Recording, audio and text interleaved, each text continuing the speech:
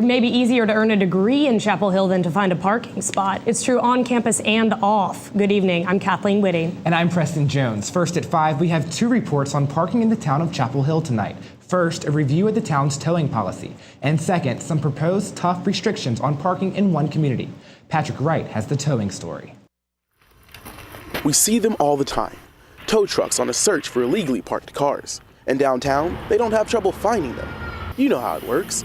You park in one lot and head to another store while a camera films it all.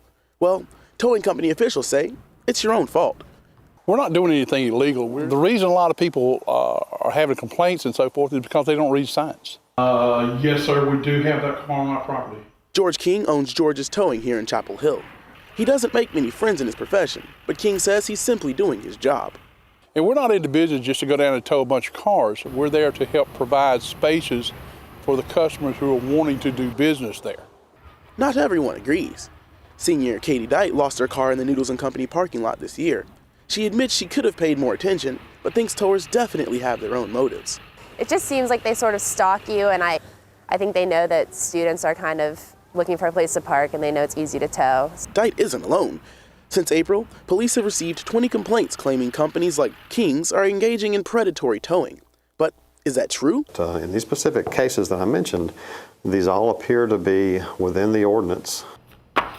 According to the town's 2008 towing ordinance, businesses must post signs that clearly mark towing areas, towing companies must report towed vehicles to police within 30 minutes, and companies can't charge you more than $100 to take back your car. King says what he's doing is completely legal, and he doesn't plan on quitting.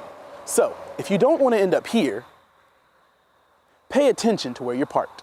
You take a chance, you're subject to be towed. And that's a message he wants to be heard loud and clear. In Chapel Hill, I'm Patrick Wright, Carolina Week. I'm Michael Moore. One of the perks of living off campus at UNC, having a car and parking close by.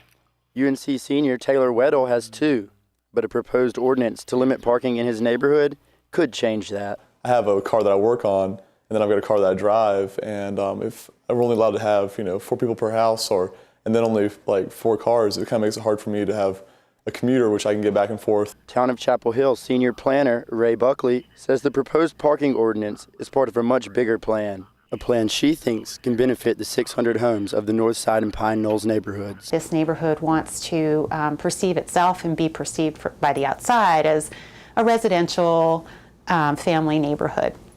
And so when you have these parking lots in the front of the house, it really does change the appearance. If the ordinance is passed, the owner of this car would be fined, and so would this one, and this one, even if they're just visiting. If as long as the cars look nice and it's not like campers or trailers, I feel like that's kind of expected in a college town. Owner of Dunlap Lilly Properties, one of the biggest rental agencies in town, Jim Lilly helped start a petition against the ordinance. We took the petition around and had as many people we could sign it. And time after time I asked the students, what do you think about this? They said, we can't believe they're trying to do this. Weddle and his roommates have already signed the petition, and his fingers are crossed that he won't have to give up his hobby. In Chapel Hill, I'm Michael Moore, Carolina Week. Hearings on the towing ordinance and the parking proposal will be held later this month.